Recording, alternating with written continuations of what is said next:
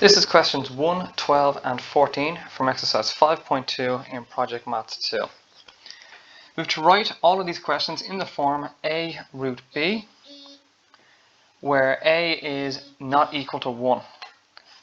So in other words, we're going to simplify the surds down a little bit.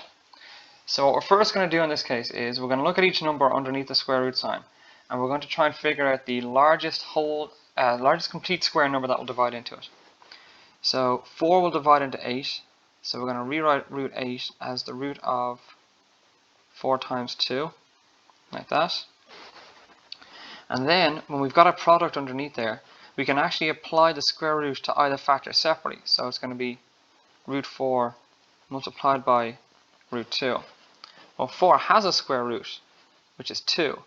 So this now becomes 2 times root 2, which we can just write as 2 root 2, like that. So that's the square root of 8 simplified out. Now we're just going to take a look at root 98.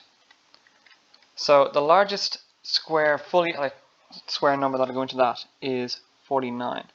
So 49 times 2, and we put that under a square root.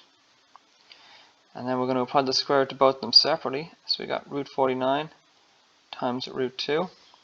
And the square root of 49 is 7. So we have 7 times root 2, which we can just write as 7 root 2. Now for 128, 64 multiplied by 2 is 128.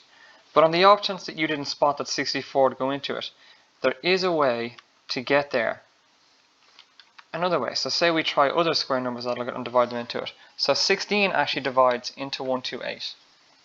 So we could have had the square root of 16 times 8,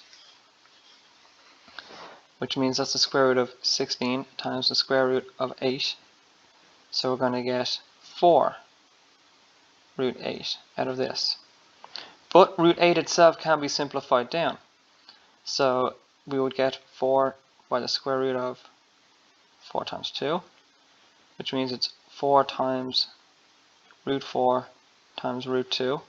Well, the root of 4 is 2, so we get 4 times 2 times the root of 2, which just becomes 8 root 2. Now the quicker way to get there would have been if we'd spotted that 64 went in from the start, and we would have had the square root of 64 times 2, which is the square root of 64 multiplied by the square root of 2, and the square root of 64 is just 8, so we end up with 8 root 2. So you get to the same answer either way, even if you go the long way about it. So there is still, even if you mess up at the start, there's a way to get to the right answer in the end. But for now, that is that.